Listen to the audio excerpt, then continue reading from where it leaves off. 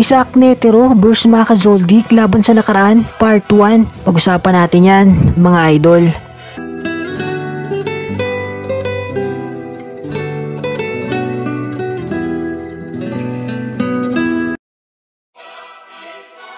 At ngayong araw nga mga Lodi, tatalakayin natin ang unang yugto sa laban ng Maka versus Netero. Pero bago ko nga umpisahan, ililinawin ko lang ulit na hindi pa po ito official at ito ay isang theory, fanfiction pa lamang na ginawa ng inyong lingkod for entertainment purposes. At kung interesado ka nga, tara na, umpisahan na natin to. At dito nga yan nagumpisa nang tanggapin na ni Zig ang kondisyon ni Netero. At sabi nga ni Netero, kung gano'n naman pala, tara na, puntahan na natin ang iyong ama. At sila nga'y papunta na sa lugar ng bantog na mamamaslang ang Zoldyck pamilya. At habang nga sila papunta roon, ika ni Netero, nasa bantog na angkan ka pala nagmula bata. At matagal-tagal na nga daw niyang naririnig ang pamilyang Zoldyck. At sagot nga ni Zig na ang kanilang angkan nga daw ay ang madalas upakan ng mga big timer na nilalang. At nakasentro nga daw ang kanilang tirahan sa may Kukulo Mountain. At dagdag pa ni Zig na sobrang hirap nga daw ng training sa kanilang pamilya. At sa sobrang hirap nga daw nito, parang mamamatay ka na. Pero pag hindi mo nga daw yan nalampasan, hindi ka nga daw magiging profesional na mamamaslang. At niyabang niya pa kay Netero na ang training nga daw nito walang wala sa kanyang training. At hindi nga daw alam ni Zig na paano lumalakas si Netero sa kanyang walang kakwenta-kwentang training. At kahit bata nga daw, kayang gawin yon. Kaya dyan, napangiti si Netero at sabi nga niya na alam mo bata, na pagdating sa pag-iensayo, merong ilang kategorya ang bawat training. At meron nga daw tinatawag na basic training, conditioning training, speed training, strongest training, at marami pang iba. Pero ang pinakamahalaga nga daw, kung mamaster mo ang lahat ng yun, ito daw ang magbibigay sa'yo ng lubos-lubos na kalakasan. At hindi nga daw basihan kung magaang o mabigat ang training na ginagawa mo. Basta ang mahalaga, mamaster mo ito. At dito nga nagtanong ulit si Zig Zoldyck at sabi niya, yung naglaban daw ba sila, binigay daw ba ni Netero ang kanyang 100% lakas? At sagot nga ni Netero na hindi pa nga daw at nagpipigil pa nga daw siya. At pilit niya lang nililabel ang kanyang lakas sa antas ni Zig Zoldyck. Kaya dyan, nagulat talaga si Zig Zoldyck dahil siya nga ibinuhos niya na ang lahat. Matalo lang ang strongest hunter. At tanong nga niya sa kanyang isipan na sino nga daw kaya ang mananalo sa kanila ng kanyang ama. At dito nga'y nagtanong ulit si Zig at sabi niya na ngayon nga daw na sobrang lakas na ni Netero, bakit hindi pa rin daw ito tumitigil mag-ensayo? At sagot nga ng Prime Netero na kailangan nga daw na maging mas malakas pa siya dahil ang kanyang lakas nga daw na natatamasa ngayon kulang na kulang pa sa mundong iyon. At dyan nga nakarating na sila sa tirahan ng Zoldyck pamilya at makikita na nga ang gate nito. At dito nga'y nagsalita ulit si Zig Zoldyck at sabi niya na talaga bang itutuloy mo ang pakikipagsagupa sa aking ama? At dyan nga, binabalaan lang ulit ni Zig si Prime Netero at sabi niya na sobrang napakadelikado nga daw ng kanyang ama. At wala pa nga daw kahit isa ay nakakatalo rito. At dagdag niya pa na lahat nga daw ng nakalaban nito namatay na maliban lang sa akin. Kaya binabalaan lang kita hanggat maaga pa. Dahil pag namatay ka, hindi ko na sagutin yun. Kaso nga lang daw, pag namatay ito ngayon, hindi na nga daw matutupad ni Netero ang kanyang pangako kay Zig. Natuturuan niya ito. Kaya dyan, napangiti ang Prime Netero at sabi niya na huwag kang mag-alala bata dahil hindi pa ako mamamatay dito. At tinuloy na nga nila ang pagpasok sa Zoldyck pamilya. At nagyabang nga naman si Zig at sabi niya na ang gate nga daw na ito may level o antas at ilang gate pa nga lang daw ang kaya niyang mabuksan. Pero ang kanyang ama nga daw tinutulak lang ang lahat ng harang ng walang kahirap-hirap. At siya nga lang daw sa kanilang angkan ang nakakagawa niyan. Kaya dyan napangiti si Netero at sabi niya na ganun ba? Sabay tinulak niya ang malaking gate ng Zoldyck pamilya. At nagulat nga si Zig Zoldyck dahil nabuksan ni Netero ang lahat ng gate. Kaya si Zig ngumiti ng nakakatakot at karapat dapat daw talaga na makalaban ni Netero ang kanyang ama. at pumasok na nga ang dalawa at pumunta na sa kinaroroonan ni Maka Zoldyck. At sa pagbukas nga ng pinto, merong nagsalita at sabi niyan na maligayang pagbabalik aking anak. At yan nga yung walang iba kundi si Maka Zoldyck. At sabi pa nga ni Maka na mukhang nagsama ka ng bisita. Hindi mo ba siya ipapakilala, aking anak? At diyan nga pinakilala na ni Zig si Netero sa kanyang ama. At sabi nga niya na ito nga daw ang binansagan na pinakamalakas na hunter sa kasaysayan. Kaya diyan nagtanong si Maka Zoldyck at sabi niya na anong may paglilingkod namin sa'yo, strongest hunter? At ano daw ang sinadya nito? Bakit ito naparito? At napakaiksing sagot nga ni Netero na nagpunta lang naman ako dito para makalaban ka. At nagkatinginan na nga ang dalawa at sobrang porma nga nito mga idol dahil labanan ng pinakamalakas na hunter at pinakamalakas na mamamaslang sa old era. At sino nga kaya ang mananalo mga idol? At tuloy nga tayo mga lodi. At dito nga sabi ni Maka na isang malaking karangalan na ang binansagan na pinakamalakas na hunter sa kasaysayan ay pumunta lang sa aming tahanan para ako ay makalaban. At hindi nga daw niya yan matatanggihan hanggang nagsalita na nga si Prime Netero at sabi niya na ano tanda, umpisahan na ba natin to? Sabay sugod na nga ang Prime Netero at umatake na siya kay Maka Zoldyck. At si Maka nga ay nakatingin lang kay Netero habang inihilagan niya ang mga atake nito. At si Prime Netero nga ay masaya dahil sobrang liksi nga daw ng matandang ito at iniilag-ilagan lang ang kanyang mga atake. Kaya ang ginawa ni Netero mas binilisan niya pa ang kanyang mga atake. Kaya diyan nagkaroon siya ng magkakataon at nahuli niya si Maka Zoldyck at susuntukin niya na nga ito ng sobrang lakas. At sabi nga ni Netero na wala ka ng kawala tanda at papalapit na nga ng papalapit ang napakalakas na suntok ni Netero sa mukha ni Maka. Pero si Maka nga nakatingin lang dito at bago pa nga sa kanya tumama yan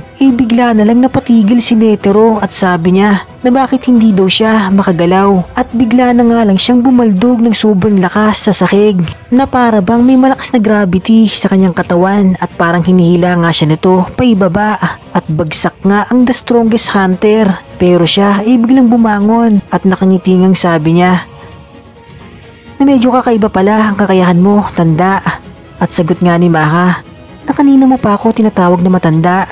Baka hindi mo alam ang katotohanan na halos magkaedad lang tayo o hindi nagkakalayo ang edad nating dalawa. At dyan ngayon napangiti si Netero at sabi niya na seryoso ka ba tanda? Dahil kahit sa ang tignang anggulo nga daw mukhang matandang hukluban na nga daw si Maka Zoldyck. At kahit nga daw sa kanyang lolo mukhang mas matanda pa itong si Maka.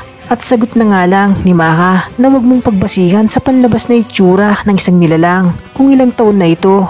Dahil ang itsurang panglabas nga daw lubhang mapanlin lang.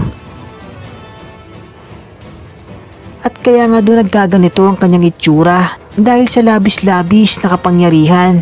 At diyan ngayon nagulat ng bahagya si Netero at ano daw ang ibig sabihin ng matandang ito hanggang naalala nga ni Netero ang kanyang ama sa nakaraan at ang palaging sinasabi nito. At sabi nga niyan na alam mo ba Isaac na ang labis-labis na kapangyarihan ang makakapagbigay sa'yo ng hinahangad mong kalakasan. Ngunit ang pagkuha nito may karapatang epekto na hindi mo inaasahan. At dyan ngayon napangiti si Netero at sabi na nga lang niya kay Maka na kung ganon ikaw pala ang kabaliktaran ng aking ama. At bigla na nga lang siyang naglaho sa harapan ni Maka Zoldyck at tumatake na pala siya paitaas. Pero alam nga yan ni Maka Zoldyck at iniwasan nga lang niya ng walang kahirap-hirap. Pero si Netero biglang pumunta sa likod ni Maka at babambuhin nga niya yan ng sobrang lakas. Pero alam din niya ni Maka at agad niya nga yung kinounter. At si Netero naman walang pakialam sa counter ni Maka at tuloy-tuloy pa rin siyang umatake. At si Maka nga sumuntok ng napakalakas at kaladkad nga ang Prime Netero. At si Zig naman nakapokus lang talaga at nanonood sa laban ng dalawa hanggang tumayo na nga si Netero at sabi niya sa kanyang isipan na isa rin siyang enhancer. Pero maliban nga daw sa paggamit ng enhancement ability mukhang kaya din daw nitong gumamit ng ibang nen category dahil yung pangyayari nga daw kanina. At yan nga yung muntik niya nang matamaan si Maka ng napakalakas na suntok. pero bigla na nga lang siyang hindi makagalaw at parang may gravity na humihila sa kanyang katawan, kaya kailangan niya daw mag-ingat dahil paniguradong gagamitin daw ulit yun ni Maka Zoldyck. Kaya dyan, medyo naging maingat ng bahagya si Netero sa kanyang mga pag-atake dahil maliban nga sa enhancer ability, meron pang tinatago si Maka na sekretong abilidad. At dyan nga, nagsalita na si Maka at sabi niya na anong problema, at medyo nawala nga daw ang agresibo ng Prime Netero. At si Netero naman ay nag-aabang lang ng tamang tiyempo at iniikutan niya lang si Maka Zoldyck, at si Maka nga ay nakatingin lang kay Netero hanggang si Netero ay nag-fake at nagkunwari nga atake, pero si Maka nga wala man lang reaksyon sa kanyang muka at parang alam nga niya na isang fake lang yun. At sabi nga ni Netero sa kanyang isipan na grabe naman tong matandang to, nahuhulaan niya kaya ang mga galaw ko. At dyan nga medyo nainip na si Netero dahil si Maka nga walang planong sumugod at nag-aantay lang sa kanya. At nag-aantay lang daw siya sa wala. Kaya dyan sumugod na siya ng sobrang bilis. At sabi nga niya, natignan nga natin kung mahulaan mo ang mga galaw ko. At nagsimula na ngang umatake si Netero, at kada atake nga niya parang kitang kita ni Maka dahil tinatapik-tapik nga lang niya ang mga banat ni Netero. Kaya si Netero napangiti at ibang klaseng nilalang nga daw talaga ang nasa kanyang harapan. Kaya dyan dinagdagan pa ni Prime Netero ang kanyang bilis, at pag hindi nga daw niya ito ginawa, hindi nga daw siya makakatama kay Maka Zoldyck. At sa isang iglap nga namayagpag na ang bilis ni Netero at palipat-lipat nga siya ng pwesto ng sobrang bilis. At si Maka nga nagulat ng bahagya dahil bigla na nga lang nagbago ang bilis ni Netero sa isang iglap, at umatake na nga si Netero, pero nailagan pa rin ni Maka. Pero hindi lang pala isa ang papakawalan ni Netero dahil 5 suntok ang kanyang pinatama, at hindi na nga yan may ilagan pa ni Maka, kaya wala na siyang nagawa kundi salagin na lang ito. Kaya dyan iniratrat siya ni Netero ng sunod-sunod na atake, at walang humpay nga ang banat ni Netero dyan. At nung nakita nga ni Netero na nasasalag ni Maka ang lahat ng kanyang atake, kaya lalo niya pa yung tinadtaran hanggang mag-open ang depensa niyan.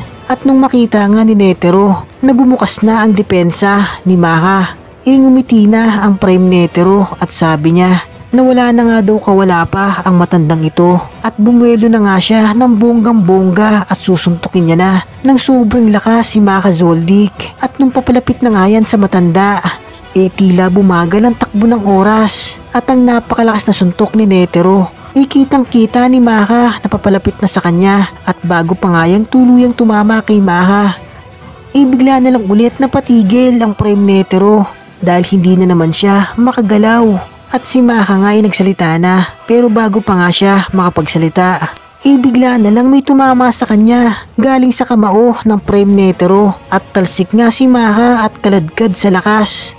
At si Zig nga gulat na gulat sa kanyang nakita.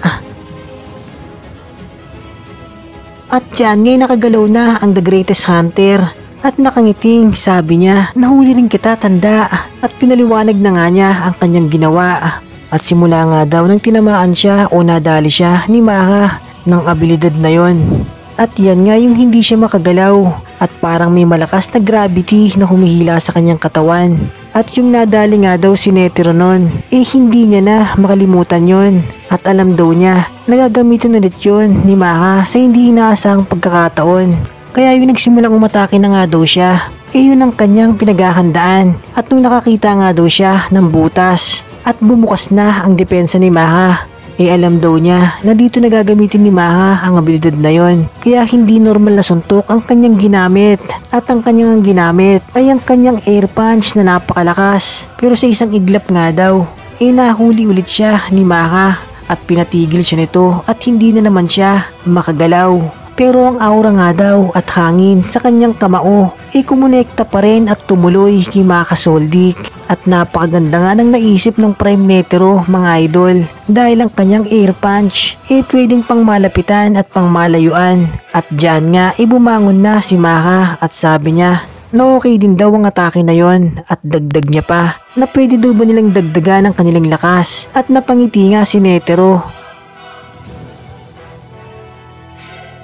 At dito nga mga idol, tila hindi pa nagtotodohan ang dalawa. At alam nga din ni Maka na hindi pa nilalabas ng Prime Netero ang kanyang tunay na lakas. At dyan ngay nagkatinginan na sila sa isa't isa. At sa isang kisap mata nga, isumugod na silang dalawa at sabay nang umatake. At nung magsasalpukan na nga sila, nag-off screen ang camera at hindi nga pinakita ang laban ng dalawa. At pag on screen nga ng camera, iyang pinakita lang, iyang gulat na mukha ni Zigzoldik. Dahil mukhang matinding laban ang kanyang nasaksihan at pinakita na nga ang paligid na halos nawasak sa lakas ng laban ng dalawa. At dyan ngayon nagsalita na si Maka at sabi niya na salamat nga daw sa strongest hunter dahil pinigilan nito ang kanyang sarili na ilabas ang lahat ng kanyang lakas. At sagot naman ni Netero na ganoon ka rin naman, hindi mo rin naman nilabas ang tunay mong lakas. At sagot nga ni Maka na oo daw, baka daw kasi masira ang kanilang tahanan. At dagdag niya pa na sana daw muli silang magharap at magtuos sa isang laban. At si Netero nga ngumiti na lang at sabi niya na sige daw, walang problema, basta sa susunod nga daw na paghaharap nila, ilabas na nila ang kanilang mga tunay na lakas. At dyan na nga nagtapos ang part 1 ng laban ng Netero vs Maka Zoldyck sa nakaraan. At antay-antay na nga lang sa part 2 mga idol.